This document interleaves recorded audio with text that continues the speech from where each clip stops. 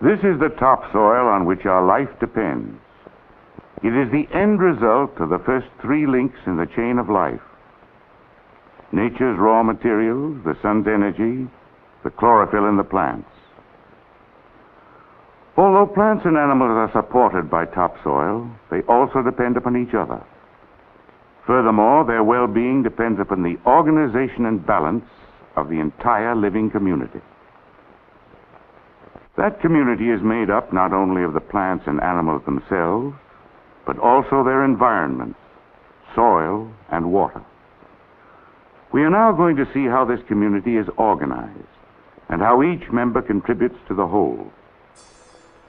Our story begins with a succession of stages, a story of endless change and competition. In a marsh, we find plants like water lilies growing in fairly deep water. Through the ages, they die and add their substance to the bottom, which rises, until shallow water plants like the pickerel weed and maiden cane grass get a foothold and crowd out the lilies. These plants in their turn add to the mire, until in some places it rises above the surface. And now the giant pitcher plant gets a footing at the water's edge. The cypress trees, too, grow in the now shallow water. They die and fill the water.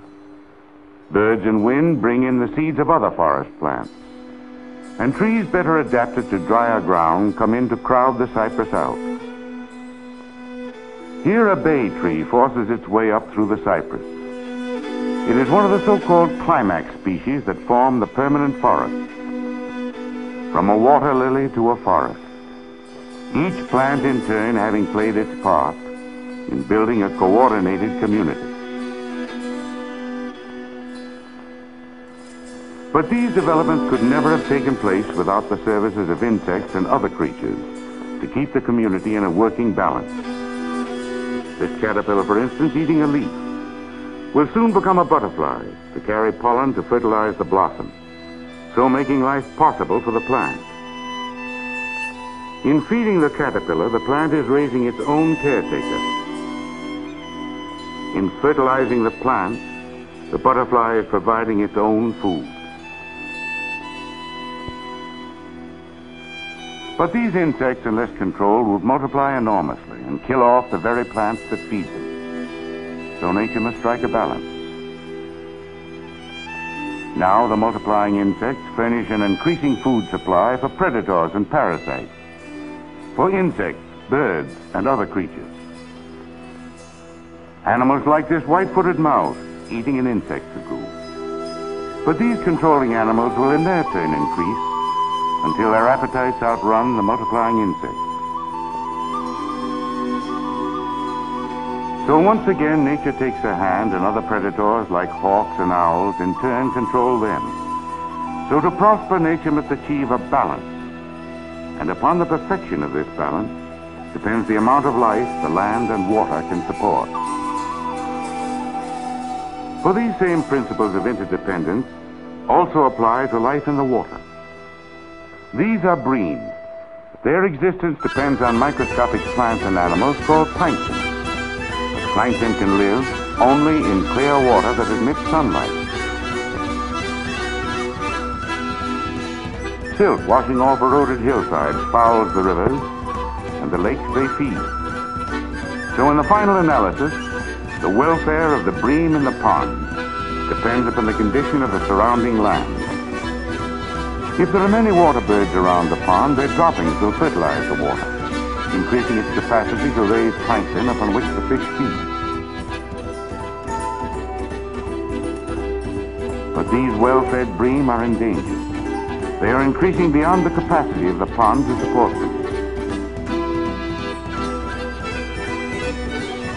However, the introduction of the right proportion of predatory fish like bass will keep them within the limits of their food supply. As the bass increase, fishermen may catch the surplus, thus helping to maintain the balance.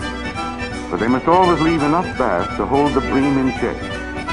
For the bream eats the bass eggs, and if they eat too many, the bass will slowly disappear, and then again, the bream must starve. The top bass here is 1 year old. The one beneath is 2 years old. Yet the top bass weighs 16 times as much. He was raised in a properly balanced, fertilized pond. The same basic principles of interdependence reach down into the soil. As this grain of corn puts forth roots, it is actually building the soil's elements into new and useful combinations. In much the same way, minerals have been made available in useful combinations by living forms of the past, and their work recorded in fossils such as these. When man takes his bountiful crops off the land, he is actually robbing the soil of these hidden values, which have been gradually built up through the ages by other forms of life.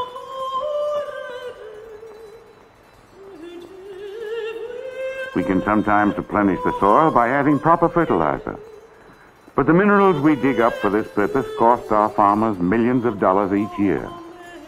They may help keep our worn-out lands productive, but we pay for it in higher food prices. And those who can't pay in dollars must pay in other ways: hard work, hunger, and poor health. For if the soil lacks certain balanced qualities, it cannot give its crops the power to raise healthy people and animals. These cows are eating what appears to be perfectly good grass. Actually, they are starving. They starve because this soil lacks one single element, cobalt, essential to their well-being. At the University of Missouri, Dr. William Albrecht tried raising hay on 3 plots of soil. To one, he gave no fertilizer. The next, he fertilized with nitrate of soda, and this produced nearly twice as much hay per acre. But when fed to rabbits, a pound of this nitrogen-fed hay produced less meat than a pound of the small, unfertilized hay. To his third plot, he added all the important minerals that the crop needed. This plot produced less hay than the nitrogen-fed plot. But each pound of this hay produced nearly twice as much meat as the much bigger nitrogen-fed crop.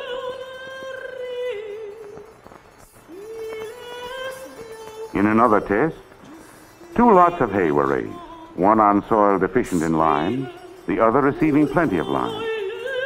Rabbits fed on the lime-deficient hay produced no young.